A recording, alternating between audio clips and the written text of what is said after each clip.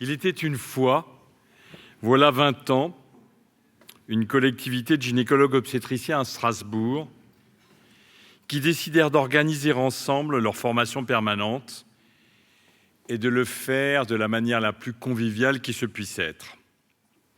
Privés, publics de toutes les obédiences, avaient envie de construire ensemble un monde professionnel qui soit fait d'autre chose que du mépris des uns envers les autres, qui soit tissé d'amitié et de reconnaissance mutuelle, oubliant les rivalités de chapelle et les mesquineries de clocher. Plus personne ne voulait la situation qui prévalait alors, une petite réunion par-ci, une petite rencontre par-là. Tout le monde aspirait à une qualité de concertation et de formation que seule l'union pouvait promouvoir.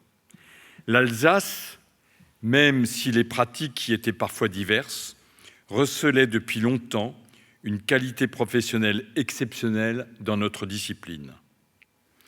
Il n'a pas fallu grand-chose pour que l'idée du CGOA prenne corps, alliant à part égale le public, le privé, grâce à Catherine Gay notamment pour le privé, et le Haut-Rhin, et le Bas-Rhin, et les femmes et les hommes. Depuis 1999, se sont donc succédé des présidents du privé et du public, tous très impliqués dans le maintien de cet équilibre du départ que beaucoup nous enviaient et nous envient encore. Un seul n'a eu ni prédécesseur ni à ce jour de successeur. Vos regards se tournent tous vers Richard Kutnaorsky, l'âme de notre collège, travailleur acharné, respectueux et enjoué, aimé et respecté. En somme, une perle. Richard, nous te devons beaucoup, toi qui as supporté bien haut les ambitions de notre CGOA. Aujourd'hui ancré dans le paysage de la formation permanente de notre région, que ce soit pour les médecins ou pour les sages-femmes, le CGOA fournit de nombreuses occasions de rencontres de grande qualité du nord au sud de l'Alsace. C'est, mes chers amis, mission impossible que d'esquisser même faiblement le programme du CGOA en 2039.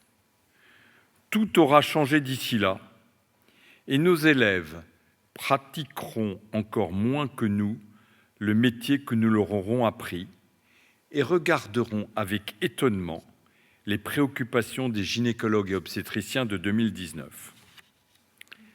Un coup d'œil tout de même sur les tendances lourdes. À la ligne tirée. Forte diminution des indications chirurgicales, surtout en cancérologie, et progression de l'automatisation et de la robotisation. Insertion de l'intelligence artificielle dans toutes les branches diagnostiques de la discipline, et il y en a qui ont du souci à se faire. Échographie, colposcopie, diagnostic d'urgence, scénologie, et obligation de s'en servir pour satisfaire à l'obligation de moyens. Suivi des grossesses en continu par des capteurs à distance et consultations en cas d'alerte. Information complètement différente des patientes dont le souhait de tout savoir et de tout décider sera comblé. Multiplication des autotests, l'HPV arrive à la place du frottis. Production ou reproduction des humains sur laquelle je vais m'attarder plus en détail en regardant au-delà de 2039, disons 2099. Comme ça, je suis sûr que je ne pourrai pas vérifier que ce que je vous ai dit est vrai. Les humains pourraient bien vivre le dernier siècle d'une reproduction qu'on pourrait appeler à la mode sauvage. Un profond changement anthropologique se profile à l'horizon, proche de quelques générations, et de nombreuses forces y concourent puissamment. Toujours difficile de prédire l'avenir, et le risque de se tromper est fort heureusement considérable. Mais partageons ensemble l'irrésistible tentation de regarder par le trou de la serrure de l'avenir. Ce n'est pas un défaut que de vouloir connaître le monde de demain, celui que nous laisserons à nos enfants. Les premières étapes de cette révolution de la reproduction ont déjà eu lieu. Certains des outils nécessaires à la modification de la reproduction humaine sont déjà disponibles et d'autres sont encore dans les cartons de l'industrie biotechnologique aussi puissante que lucrative. Essayons d'imaginer ce que la maîtrise de plus en plus fine de la reproduction pourrait avoir comme conséquence pour nos petits-enfants. Certaines valeurs fondamentales en matière de reproduction sont plébiscitées par tous. Avoir des enfants, oui, mais en bonne santé et qui le resteront. À la suite d'une naissance, de préférence sans complications. Enfants issus de ses propres gènes, en filiation biologique avec les parents. Et les progrès scientifiques et techniques déjà réalisés dans ce domaine sont entrés très vite, parfois même sans discussion préalable, dans la panoplie des soins et dans la prévention proposée aux couples. Essayons donc ensemble de prolonger les courbes, comme le font les analystes quand ils cherchent à prédire l'avenir immédiat. Essayons de savoir comment et pourquoi l'espèce humaine mettra en œuvre à l'avenir toutes les nouvelles technologies pour maîtriser sa reproduction le plus parfaitement possible. Les déterminants du recours de nos sociétés à ces révolutions subintrantes en matière de reproduction sont: petit 1, la volonté de souffrir le moins possible. Petit 2, la rentabilité du système de santé. Petit 3, la sacro-sainte prévention devant qui nous cédons tout par souci de santé publique, par souci pour nos enfants dont, et c'est normal, nous ne supportons pas la souffrance, encore moins que la nôtre. Regardons d'abord ensemble ce qui s'est déjà passé dans les 50 dernières années pour percevoir ce qui pourrait se produire à l'avenir, ce qui étaye cette intuition de réponse à la question posée. Non, nos petits-enfants ne se reproduiront pas de la même manière que nous, et voilà pourquoi. Avant les années 70, personne ne savait détecter une malformation fœtale et personne n'imaginait détecter une anoxie pendant l'accouchement. On se contentait alors de faire des constats cliniques après la naissance et on ne savait pas éviter les dégâts, hélas, prodigués par Dame Nature. Les conséquences sur la santé des enfants étaient acceptées comme faisant partie du destin d'une famille. Le fatalisme régnait en maître. Et la souffrance aussi. Ici, un enfant avec un retard mental définitif, là un autre avec une boiterie sévère due à une paralysie cérébrale. Toutes les familles ou presque étaient touchées par des affections congénitales plus ou moins graves et les assumaient plus ou moins bien. Puis, insensiblement mais sûrement, le fœtus humain est devenu un véritable patient. On s'est mis à l'examiner, à le soigner dans le ventre de sa mère et parfois même à l'éliminer. L'IMG est faite à la demande des parents quand le fœtus est atteint d'une maladie grave et incurable. Pour une grande partie de l'humanité, celle qui en a les moyens, la maîtrise de la qualité des enfants à naître est devenue une nouvelle norme. Par lutte contre le destin, par refus de la souffrance des enfants et de leurs parents, par souci de maîtrise aussi. L'exposition des enfants anormaux n'est plus de mise depuis le début de la chrétienté. Elle est remplacée de nos jours par l'IMG. Et les médecins sont désignés par la société pour protéger les familles, et accessoirement la société, contre le fléau du handicap congénital. On a même pensé un moment les rendre responsables des conséquences d'une naissance dont ils n'auraient pas prédit suffisamment tôt la normalité. Le législateur a dû interdire cette pratique de responsabilisation des médecins et il l'a fait rapidement, car sans cela, le diagnostic prénatal aurait succombé, car devenu non assurable. Et cela, personne ne pouvait l'assumer politiquement. Il y a encore des endroits sur notre planète où la naissance d'un enfant handicapé donne lieu à un néonaticide, quand ce n'est pas la mère qui est tuée avec lui. Ah, pensée magique quand tu nous tiens.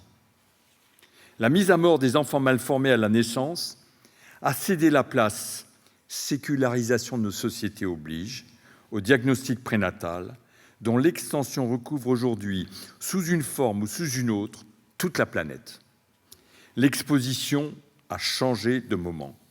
Elle ne se fait plus à la naissance, mais dans la période prénatale.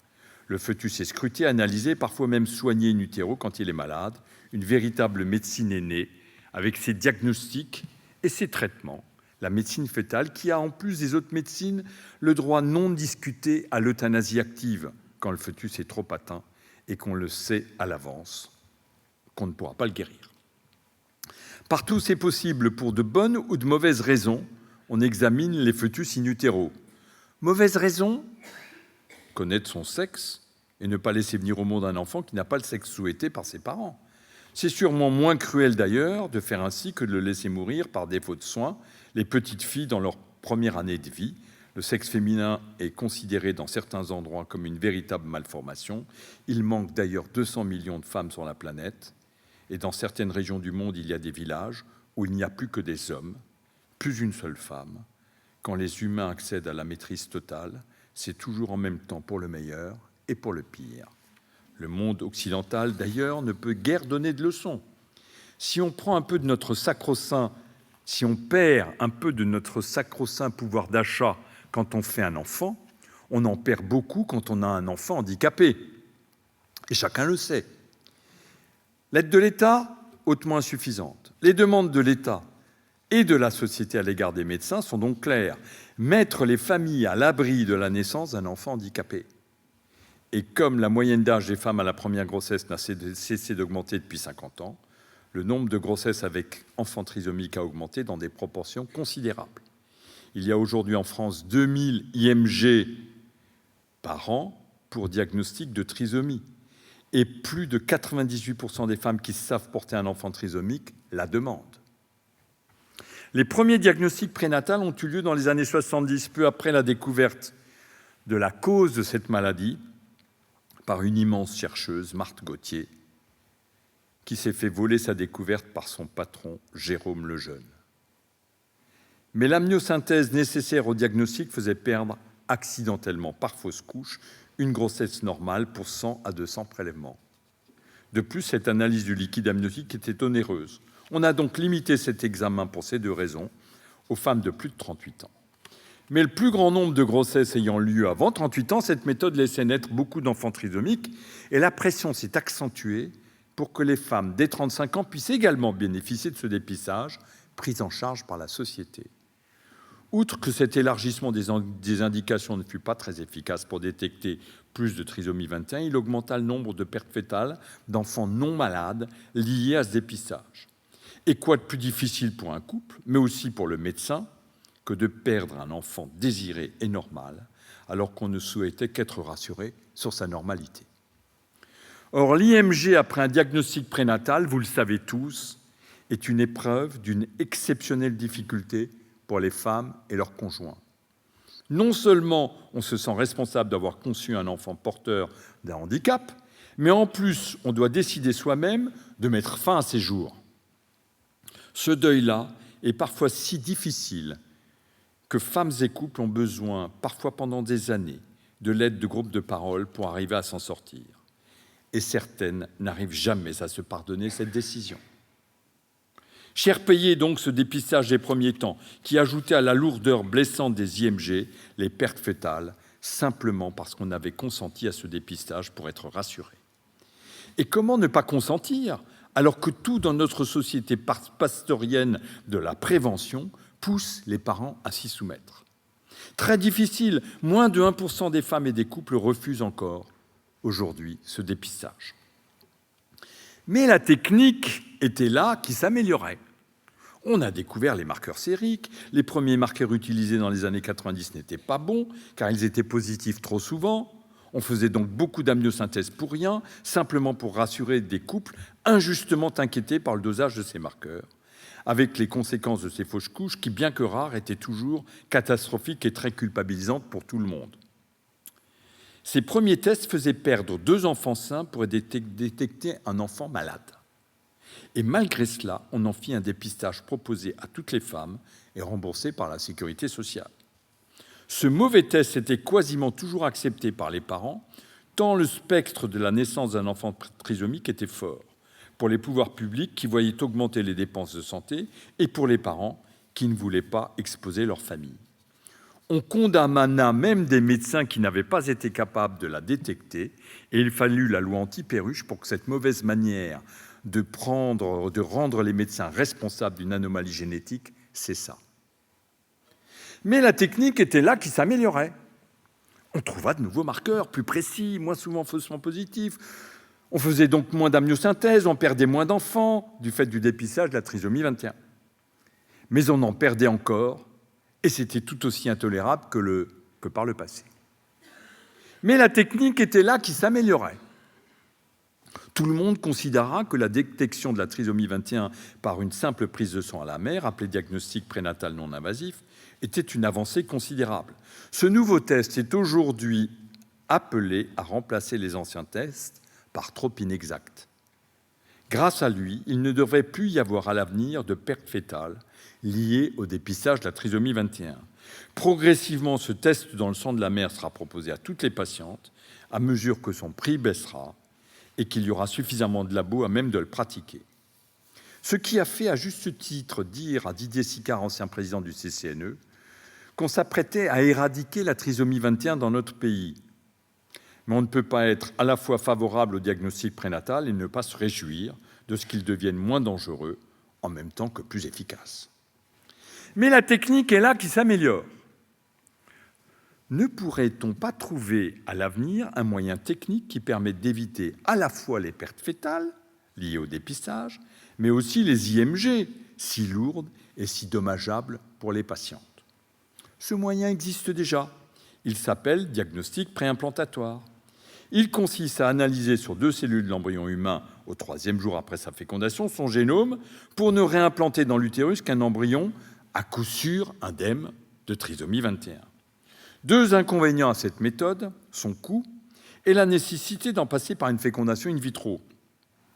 Il était jusqu'ici interdit d'avoir recours au DPI en France pour le dépistage de la trisomie 21, et ce pour des raisons éthiques.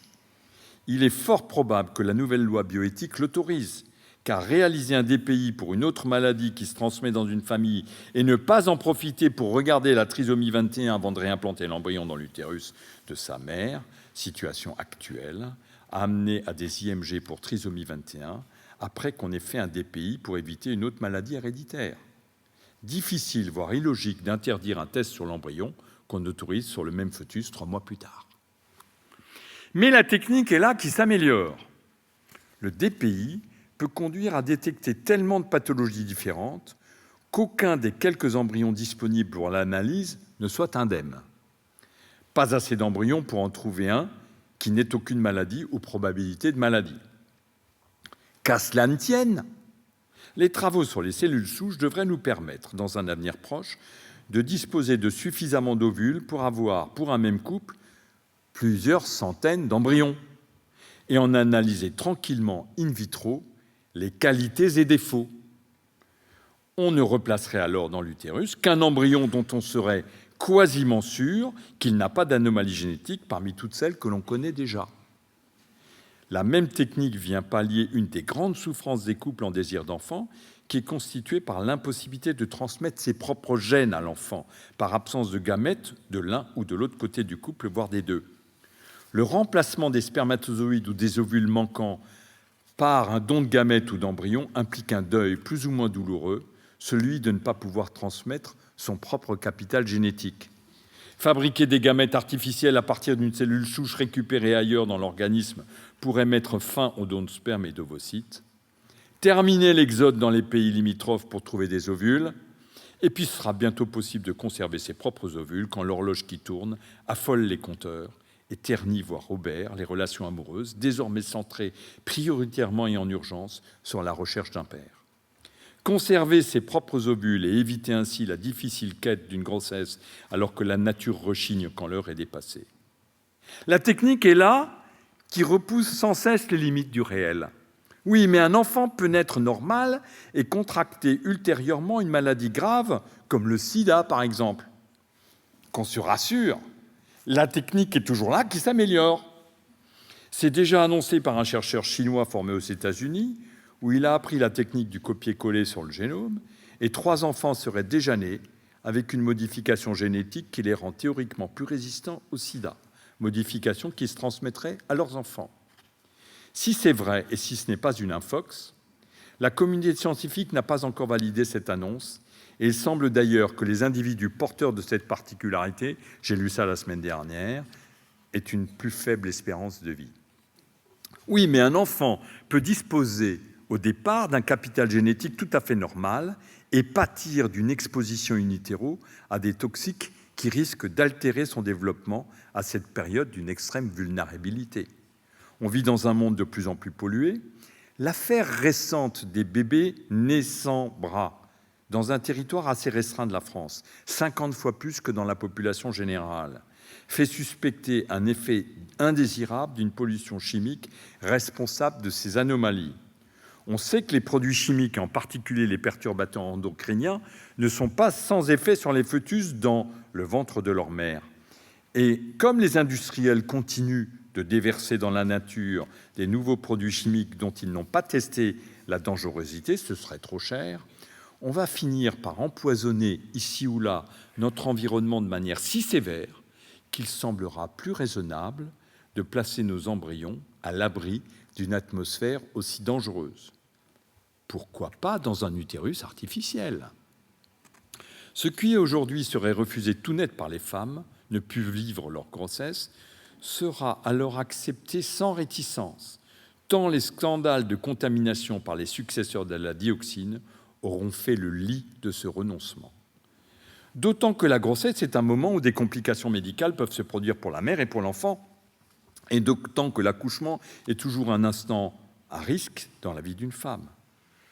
Quand l'utérus artificiel sera disponible et bien au point, les arguments seront forts pour s'en servir et désormais n'avoir plus besoin ni de GPA, ni même de greffe d'utérus si périlleuse pour la donneuse et si compliquée pour la receveuse. Oui, mais l'État-providence ne pourra pas prendre en charge toutes les pathologies héréditaires et congénitales.